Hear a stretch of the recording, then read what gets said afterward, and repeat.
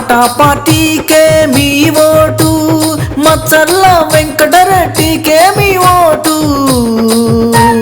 నేను కొత్తగా పాటాని రాజకీయ పార్టీ పెట్టాను,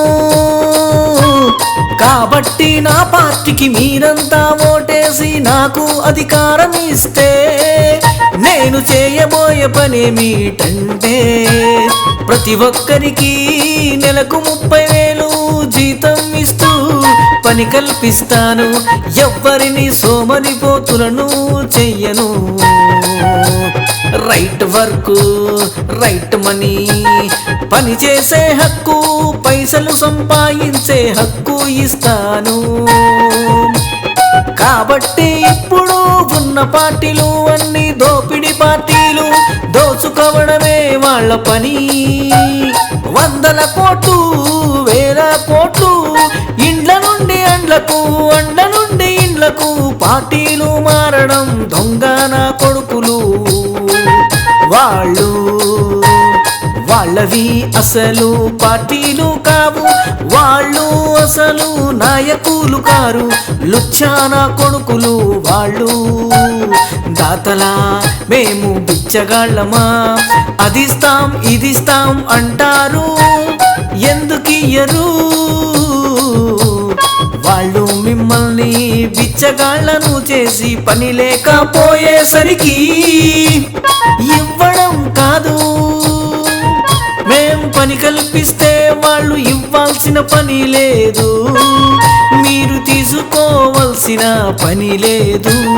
అర్థమైంది కదా మా సిద్ధాంతాలు, కాబట్టి ఆ పార్టీలను నమ్మకండి. మేం కొత్త వాళ్ళం, కొత్తది వింత, పాతది రోత, కొత్త వాళ్ళను నమ్మండి.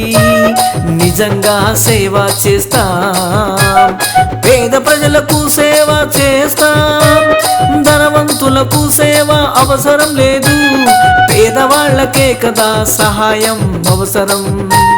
పేదవాళ్ళు పని లేక ఆత్మహత్యలు చేసుకుంటుర్రు, పని లేక విదేశాలకు పోతుండ్రు. విదేశాలకు పోయి ఈ మధ్యనే చూడండి పేపర్లో వేరే దేశంలో ఉరి శిక్షకు గురయ్యారు. ఎందుకు? ఇక్కడ దిక్కులేక మరి ఈ నాయకులు ఎందుకు పని కల్పించట్లేదు ఇక్కడ?